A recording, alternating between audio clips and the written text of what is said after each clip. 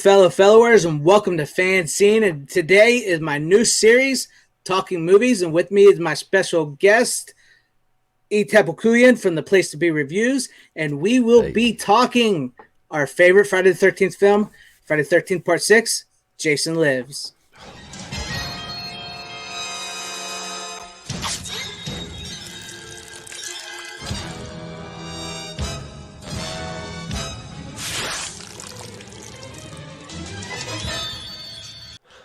Oh man, that 007 Jason is the best. That so is the good, best. That opening, man.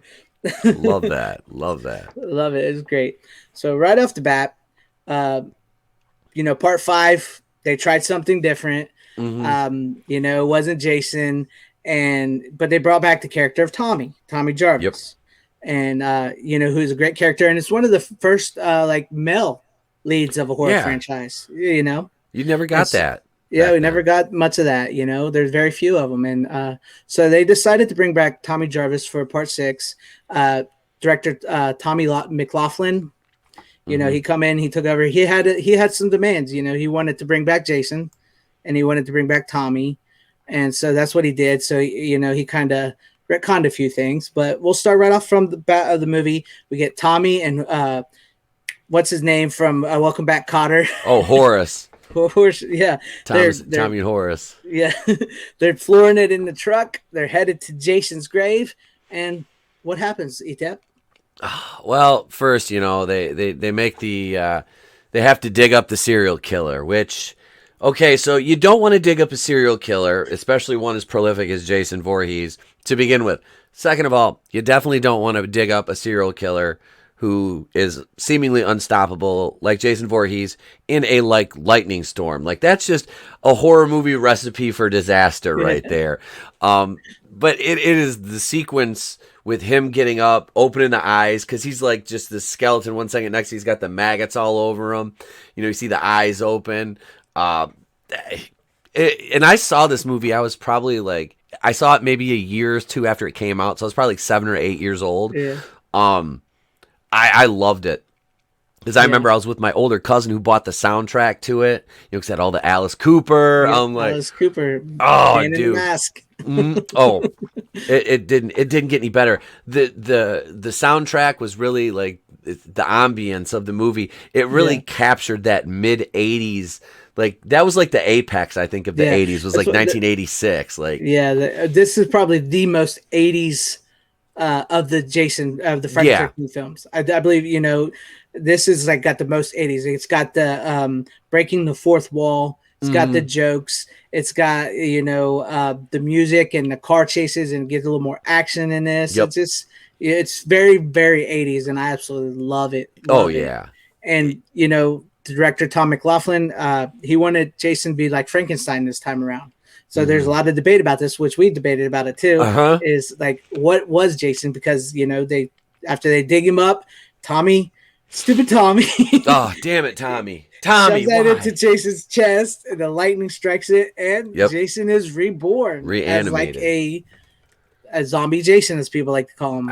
After we talked about that, I look at him more now he's like I said, he's kind of like an agent of vengeance at this point, just driven by just sheer hatred for anybody in a role of authority at Crystal Lake around that area because of what happened to his mom. Subversively is what happened to him. So exactly, that's what I said. I mean, I'm under the impression that he was always something supernatural. Yes, before this.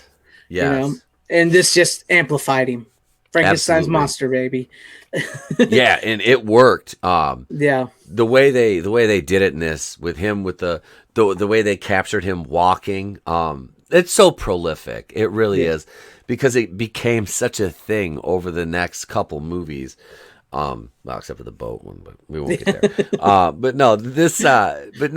The sequence in the graveyard when he gives that little shot right through Horace's chest. That was awesome. I mean, I remember jumping out of my seat as a kid watching that. Yeah, it is really just this magnificent opening, It's just Uh-huh. like, full speed. It just jumps Yep. right into the flick, which I really like. They Yeah. waste no time whatsoever in trying to explain things. I mean, Yep. you get, like we said, you get that truck where they're just driving fast, and he's like, Jason this, Jason that, and they go and boom, boom, boom, boom. I love it. And then you get the kill, and you get the Jason. And like you mentioned, the walk, Jason, everything. This isn't Kane Hodder, but I believe this guy did a really good job. This was he was a good sized guy too. That really, like, he was a little bit taller, I think, than Kane is, but Yeah, it worked for what they did with it Jason worked. in Yeah, this movie. He definitely worked well with it.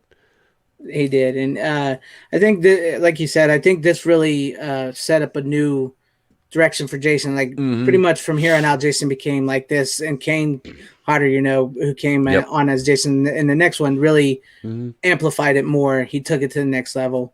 Yeah. Um, yeah, and so we get that, and then Tommy, he's got to go to the cops. He tries to warn the townspeople that Jason is back, and they don't believe him. Yeah. I love the lines the cops tell him. Oh, damn it, Sheriff Garris. Damn it, Yeah. Sheriff Garris. It's so good. It's so good. And then you also get like the kill. Yep. One with the people in the punch buggy. They're Oh coming yeah, to the yeah, yeah. camp. Slug bug. Slug Yeah, the bug. slug buggy. Yep. Oh yeah, Uh, they're count Darren, was it Darren and Sissy, or no, Sissy was later. Hang on, I've got it right here. Yeah, because I've got a kill count. yeah, So we go all the way back to it's let's see, not Bert. What was it? Horace, Darren, and Elizabeth. Darren Elizabeth. Darren Yep. and Elizabeth. Yep. And the actor that plays the guy is actually one on. He was in Ghost. He was in Scandal. He was actually Mm-hmm. came on to be pretty popular later on. But Yeah, he was the bad guy in Ghost, wasn't he? yeah, he was a bad guy in Ghost. Yeah, yeah, and that kill is funny because that's once again that's the meta humor, the breaking the fourth wall. Very. She sees Jason standing in the road, and she's like, Because I've seen enough horror movies to know any weirdo wearing a mask is never friendly. and then you get the kill where he electrocutes them and he stabs her to the thing, and then you get the American Express card floating up. Yeah, that part was like, because every time you watch that, you're like, it's everywhere you want to be, Yeah. just like That's it the was. humor that I love. I mean, the nice little humorous Yep. touches in this works because it can get intense in this movie at times. Yeah. And so sometimes you need that levity, and I think this is one of those nice blends of horror and comedy. I think what they said, you got to have like 80% horror to like 20% comedy in a Mhm. movie or something like that. I think that's where people try to stay at. Yeah, it didn't take you out of the seriousness of the No, situation man. either. It wasn't anything like that, which is nice to see, because a lot of movies you'll see they rely too heavily on like quips and stuff, as Yeah. opposed to just staying with like being mainline horror. It gets a little quippy and then it takes you out of it. This never did at Yeah, all. no. Even Deputy Rick with his "wherever the red dot goes, you bang." I got you dead, bang. It's He great laugh. he was in Shocker, if you remember Shocker. Yeah, I remember. Yep, I remember. Yep. Was he a police officer in that one too? I can never. I know he's in it, but I can never remember who he played. I think he was. I think I he think was he was a a cop police in officer it. in that Yep. one too. Yeah, Hmm. yeah. And then we move on. They're opening Camp Crystal Lake, Yeah. Camp Blood. Seems like a good idea, It right? seems like they want the town to forget it's been renamed. It's Camp Forest Green is Yep. in this one. Yep. So they want people to live their lives and forget. And then Tommy, he had to wake up. He had to wake up the beast and brings Son. him back. This is on you, Jarvis. But he's such a great character too. He is. I loved him. I know that, like I said, part 5 they tried to change things. They even tried to make it look like Tommy was going to be the next killer, Yeah. and Yeah. that possibly he killed Reg and the woman. Mhm. So like Tom McLaughlin, he wanted to change back. He wanted to go back to formula, and but also try to create something new. So he kind of retconned it, and he tried to let people know in certain ways, like his sister was still alive, that Reg and the girl is still alive, and that this is still Tommy. Yeah. So Yeah. he wanted Jason back because he knew Jason. He's the key. He's the key to these franchises. He absolutely is. He absolutely is. And he was like he was a big fan of like gothic horror, so he wanted to make it a little more gothic and Mhm. everything. So that's why we get like the opening scene, like we talked about with the fence and the Frankenstein motif. Yeah.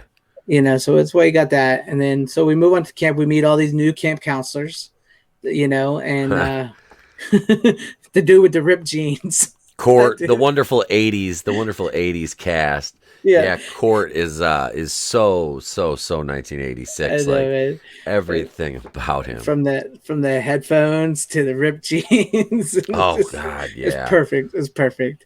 And we meet Tommy's love interest, who is just so happens to be the sheriff's daughter, who immediately takes a liking to Tommy once she visits her dad at the police office.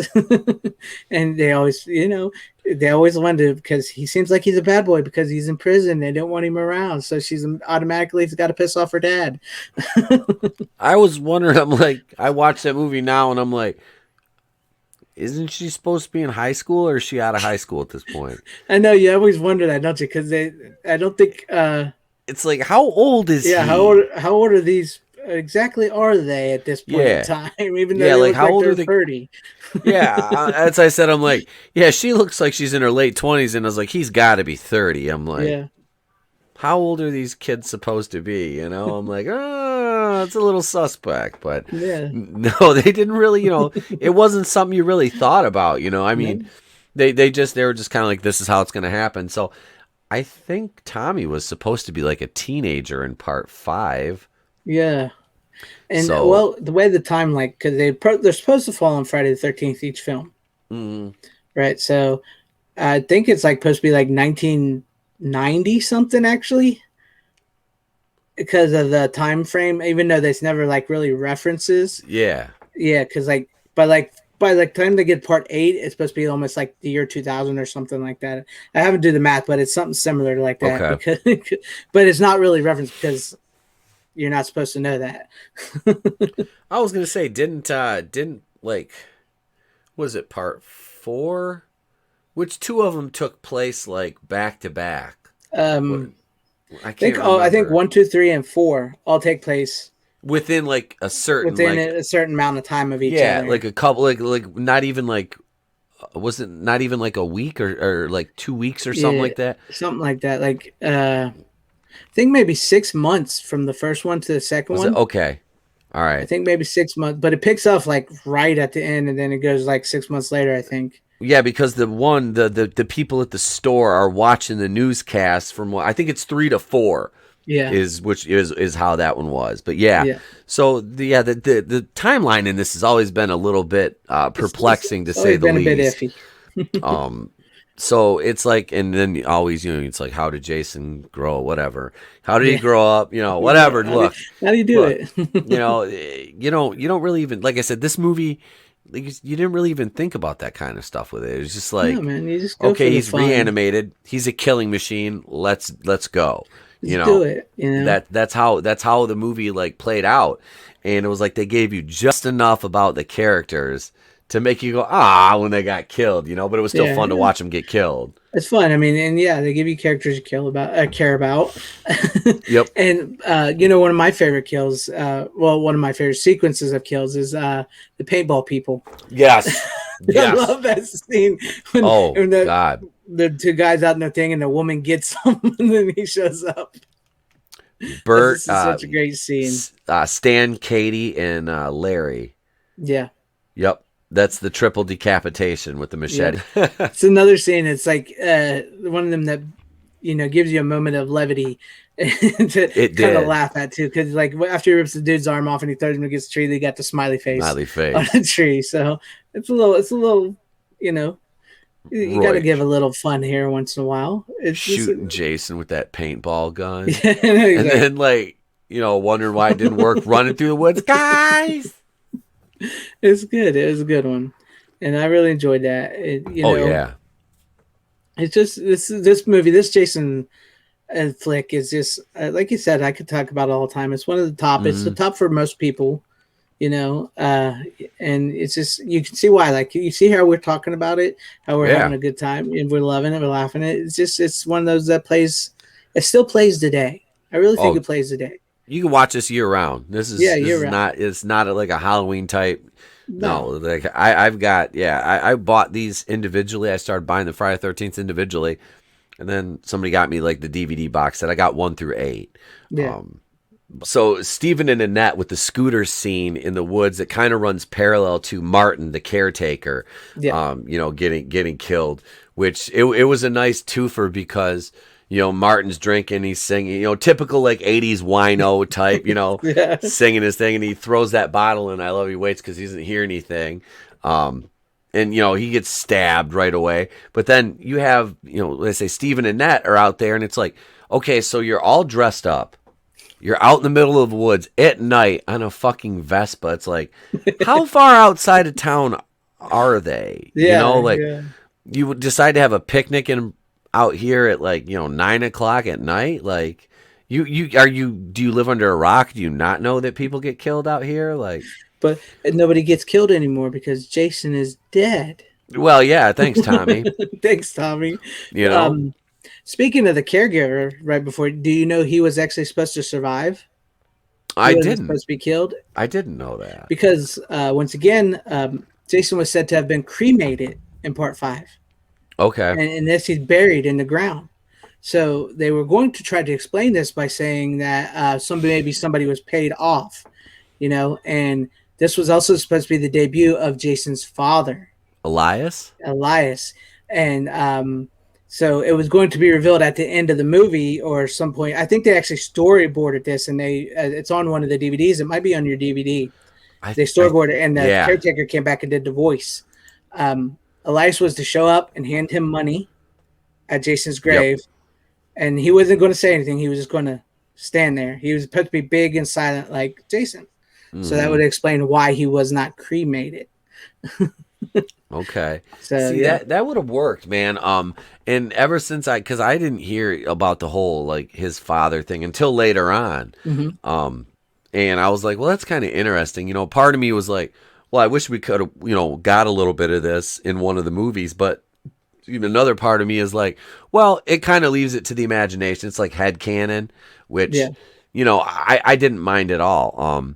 But I think it would have been like a nice touch. Like I saw the storyboard thing. I know what you're talking about now. Yeah. I like that. I thought it was neat. It would have been cool to see play out. Definitely. Definitely. Because it would have kind of closed that arc a little bit. And explain that, because there was continuity issues in the franchise, but that's because they tried to take it in different directions. And, the Roy thing was kind of, I was all right, but okay, so where was Jason when this happened, Yeah. Yeah. It was, but yeah, part 6, man. Bringing it up to where it was with Martin getting killed. Yeah. That is, yeah, it was another one. It was a funny death scene. It really was because the way he got killed. Yeah, then because like you said, he threw it up and it never came down. Yep. But then you get the two. I'm so bad with names. Stephen and Annette, they get killed next, and the director actually says that he thinks this is one of the scariest kills in the film because this was actually an extra kill. These two were actually extra kills added in because originally he had planned to do 13 kills like the original as sort of a joke also, but also like a thing to it. But then the studio wanted him to have more kills, so this was their deaths wasn't actually add kills, and he said he's glad he did it because to him it felt like it was one of the scariest kills. Dude, I grew up in the country. Like if I went back in the woods like at that time of night with a girl, I was in my truck, like seriously.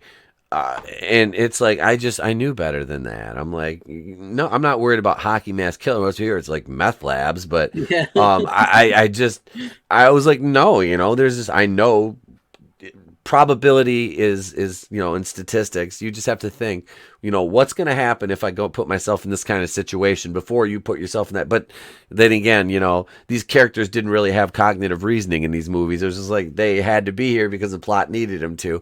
But it was, and this one was because, like you said, Steve sees Jason stabbing Martin repeatedly and looks up, and then Jason sees him. By the time he turns around, they're getting on the scooter and they look up and, oh, he's right here. And you just see him, the old blood out of the mouth trope as they get run through, which kind of became like a staple of that franchise. That happened in almost every movie. all the time. Yeah. Yeah. And It's like he's slowly making his way to back to Camp Crystal Lake, Yep. which is like is like he's a one directional thing. And then Hmm. meanwhile, you got Tommy still trying to warn everybody. They try to Yeah. drive him out of town, and then he turns back around. He comes right back in, and he gets back with the chief's, the sheriff's daughter. Yep. And there's a nice little scene. I like when they're coming at her. I don't remember. Oh, in the car Yeah, chase. Carney. Yeah. She's Yeah. driving and she puts his head in her lap. He And just she keeps goes, "This shoving his turn's head gonna get a down. little hairy." It's like, hello, innuendo. There's that joke again. Yep. And it was It's was like, so subtle and so so just like yeah, it fit right in. You didn't even it's think perfect. about it. And this is one of the only Jason movies that actually has no nudity in it. There's no boob shots, nothing in No, this. not even in the camper. Nope. Because moving on to that kill when the kid with the ripped jeans and Yeah. he's getting his groove on in the Oh camper, yeah. and she doesn't even take her top off, and she was actually asked because the studio wanted her, Yeah. and the director Tom, once again, he didn't want to put nudity in the movie. He kind of just wanted to get it going, get it, Yep. get the movie fast paced, kills this. Yeah. And so they asked her, he's like, okay. And he asked her to take her shirt off and she said no. So that's fine. And they kept going.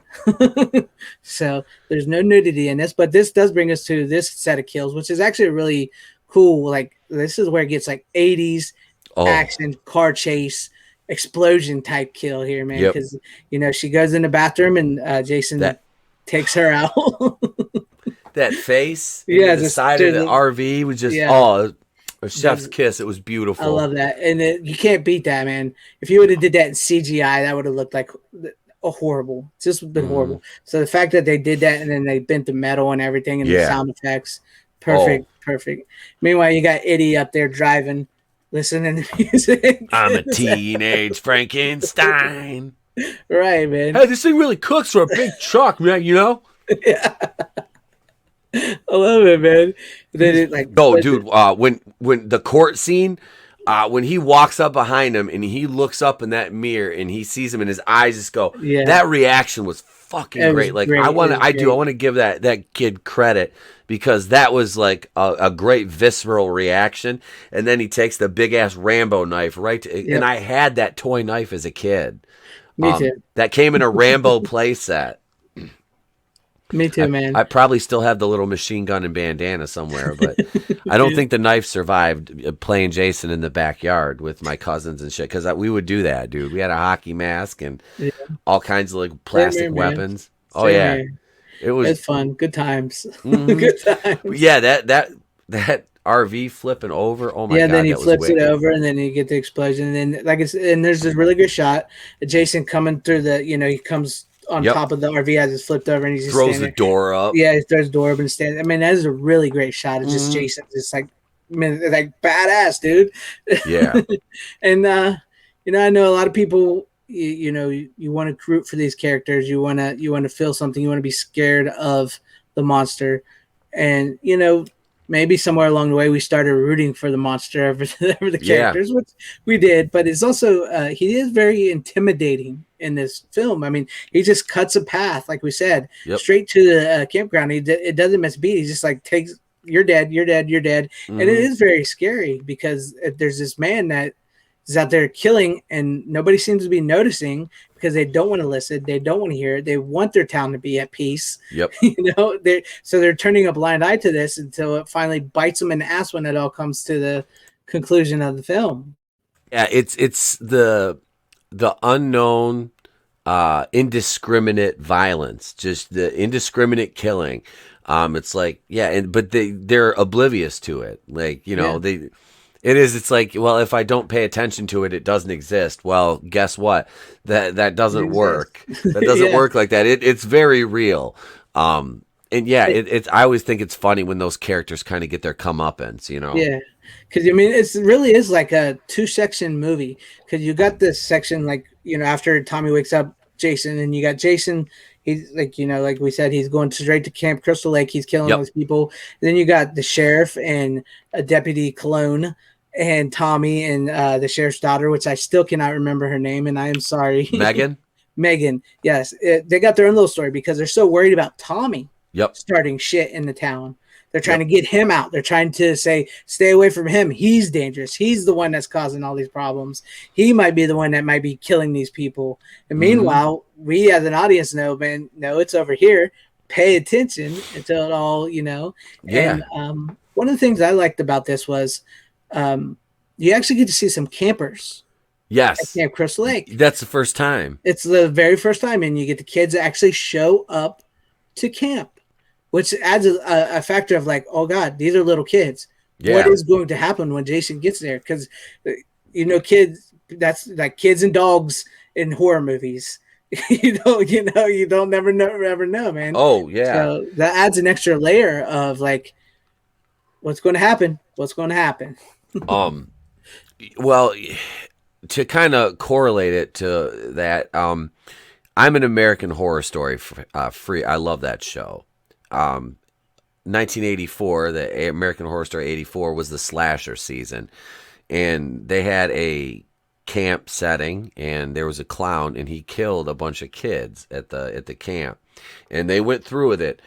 They weren't exactly really young kids, but I mean they were clearly adolescents. I was like, damn, Anakin.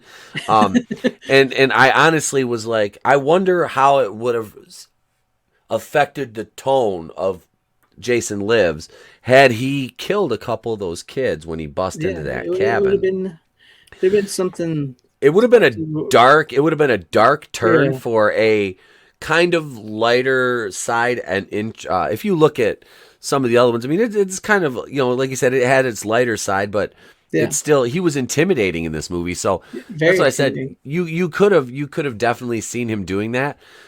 It worked the way they did it, though, with him just getting the counselors, because even though he is driven by that vengeance, I think he does have the wherewithal to know that the kids are innocent. They're not. Yes. It wasn't their fault. Yes, and and if you really notice as the movie goes along, the movie actually gets darker as it goes along, because like I said, you get the comedy bits as comedy, but as he slowly gets closer.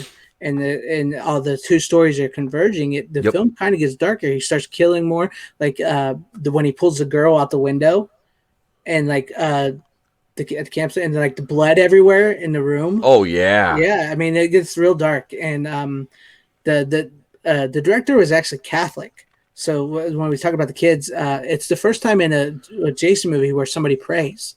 Yeah. She did. You're right. I've completely spaced on that. Yeah. Yeah, you did get that. That never happened in Friday the 13th before. No. Like when he's standing over her and she's praying, and then her prayer is answered basically because he walks away. He's gone. So that's something different, and which I think is why so many people love this movie so much, because there was so much into this, so much like. It's that thing where like you bring back like the 50s into the 80s, which was huge. Everybody was like long for the 50s, because you got the Frankenstein and everything like we talked about, and then you got like more like homegrown, like religious, down to earth people, and you got the kids who are just 80s kids who just want to screw and drink and do all that, and it's not really a morality tale either, because because you have sex in this doesn't mean you're going to die. It was something a little different too. So he tried new things, and he really amped up the franchise. He really did in this one. And so, we get all the kills at the camp with the rest of the counselors.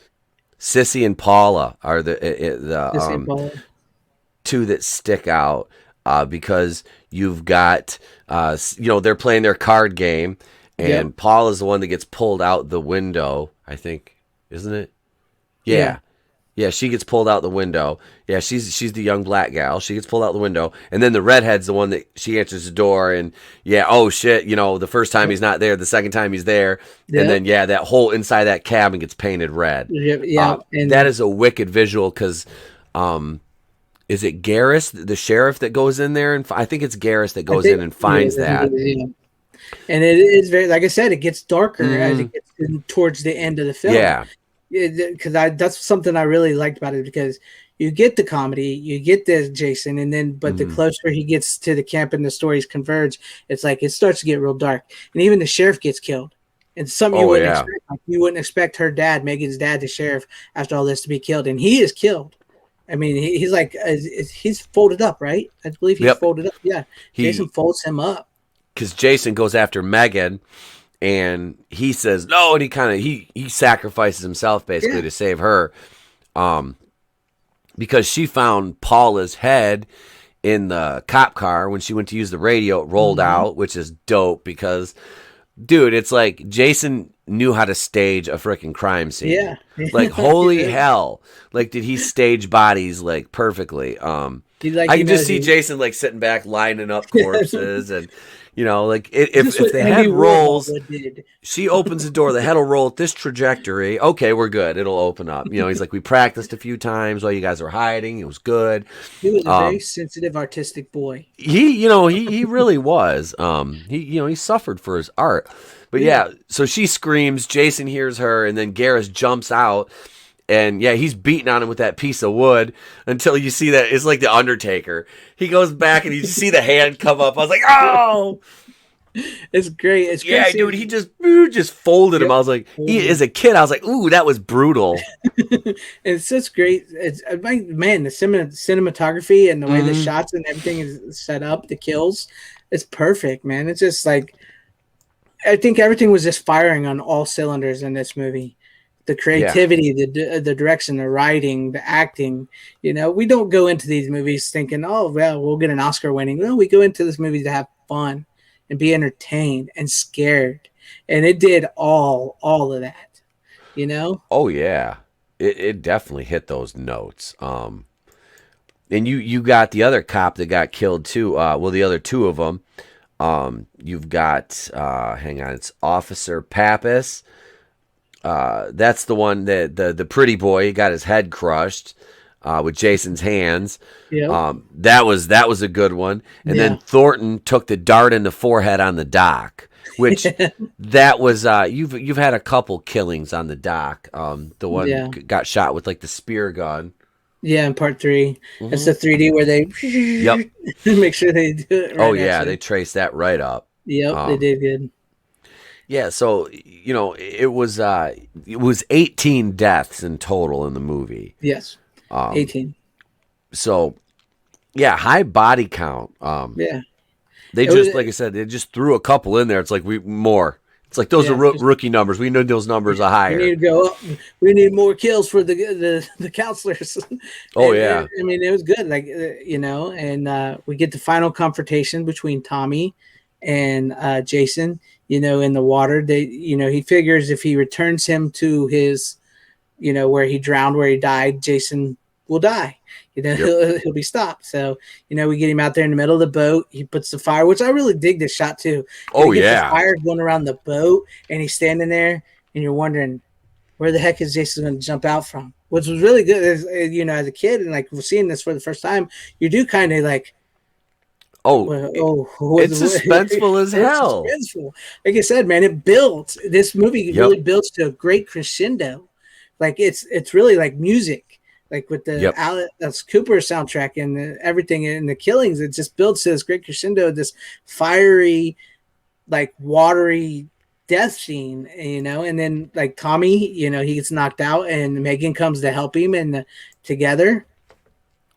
Jason gets the chain around his neck. They take him under to the bottom, and his face hits the Motor motor prop to the blade. face. Yeah, a little Yep. propeller to the face. And it cuts the mask off of him.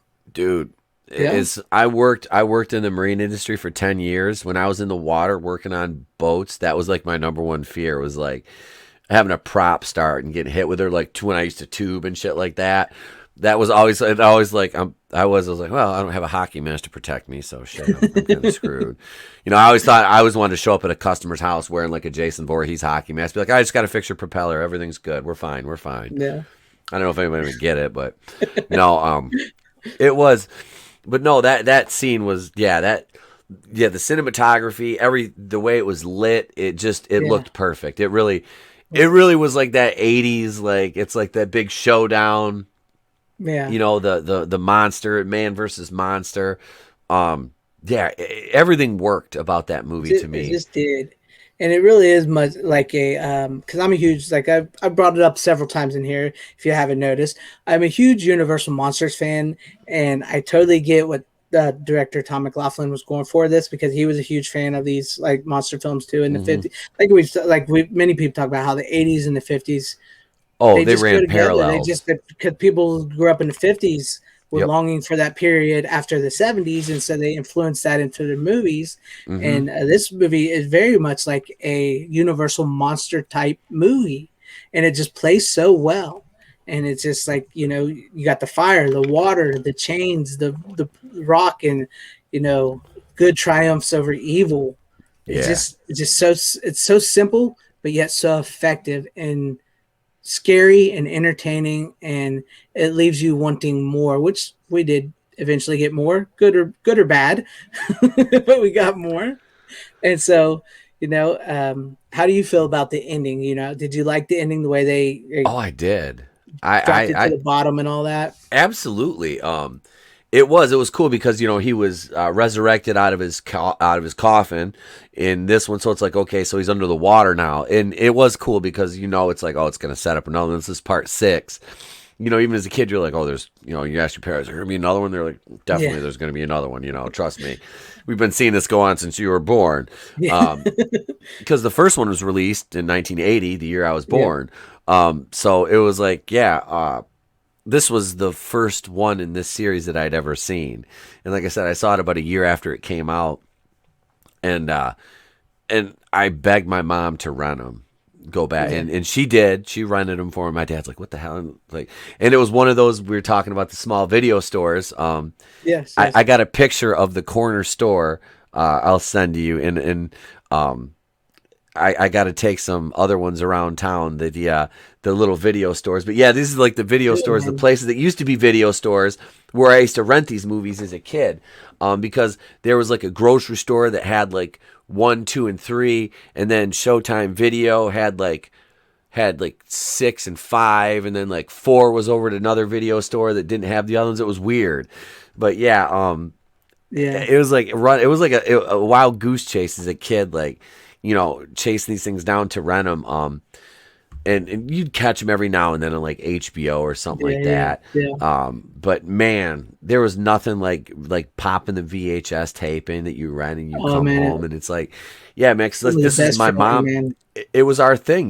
She turned me on to horror movies. She turned me on Yeah. to pro wrestling, and yeah, this one, like I said, after this, it was like, okay, so there's, wait, what? She's like, oh, yeah, there's this Michael Myers character, too. So, turned me on to that franchise, Yeah, too. yeah, man. It was my But, older brother. Go ahead. oh, no, I was going to say this, it's always been about Friday the 13th for me.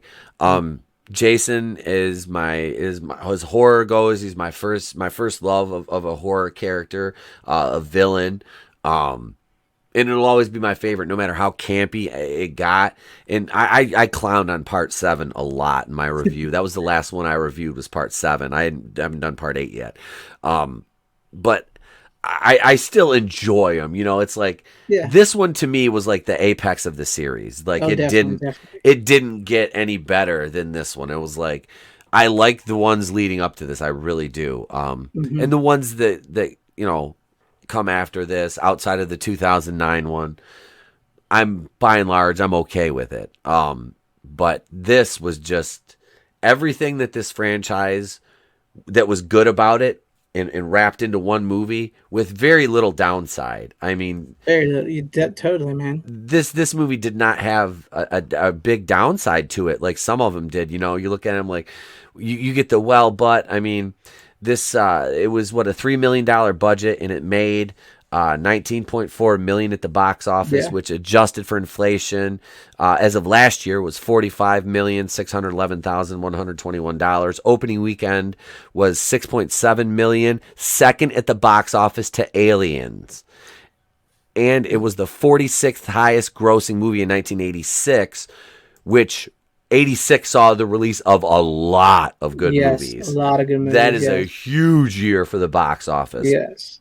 So And it's an accomplishment for this. This is yeah. like the little engine that could. Yeah, and also back when criticism actually mattered, it was one of the first sequels to actually get good criticism compared to the first movie, which was, a critic Yeah. favorite. And this one actually got it. And, I'm like you, man. It took me a while before I actually saw these movies. I was still a kid when I saw them, but Yep. I was a scaredy cat. I'm not gonna lie. I was a scaredy cat when I was young. My older brother, he loved horror movies. He's watched Freddy, Nightmare on Elm Street, Yeah. Jason's, all them, and Freddy was my first. How Freddy was my first because my brother absolutely loved Freddy. So like he would watch them, and I'd be peeking around the corner as a little kid, I'm 5 years old, and I'd Yep. run and I'd be scared. I'd see something, and then when I got to about like I don't know 8 or 9, maybe 10, I was like, let's just watch them, And I went to the Yep. video store, got all of them, and just sat down and watched them, and from the Yeah. Freddy, Jasons, and Michael Myers, and everything. It's just you like once it's like when you find something. It's like when you find Star Wars. Oh yeah. When you Yep. find that, it's like it changes you because you go from like sci-fi to horror to just so many great genre films, and it just Yeah. grabs you and it just entertains you. And this was like one of the apex of the horror genre. Oh. The horror movie monsters is just great at that time, and just to see it when you get to it and you see it for the first time, it's just like, yes, this is what I want. This and more. And Yeah. I would say 5 stars. Check it out. If you have not seen Jason Lives, Friday 13 Part 6, check it out, man. Check it out. It's a good one. And it's a great jumping in point, too, Yes. for the Jason franchise, for the Friday 13 franchise. Even though I would suggest watching the first one because it's a classic, but Yeah. if you want to get to where Jason is the hockey mask killer that everybody knows, Part 6. Just jump right in. There's not much you really need to know because it picks up and goes fast and keeps going. Yeah. It's definitely it's like it's pedal to the metal the entire movie. Yep. Yeah. And I thank you, ETEP, for Oh, you're joining me welcome. today on the Thank you for first having me. episode of my new series, Talking Movies. And I will put links to ETEP's channel and his social media in the description below for everybody. So please go check out my man here, on his channel. He's a streaming machine. He does videos, he does reviews, he's into horror, he does it all. My man here, trust me, this guy knows what's up. Yep. Check him out. There will be links in the description below. I am FanZcene as always. Please remember to like this video. Subscribe to my channel if you have not. Hit that bell for notifications. If you didn't like this video, you can have to get a dislike. That's up to you guys. But hey, come on now. Thank you guys for watching. Wherever you guys are, have a great, safe, happy, healthy day, morning, afternoon, evening, and night. Godspeed.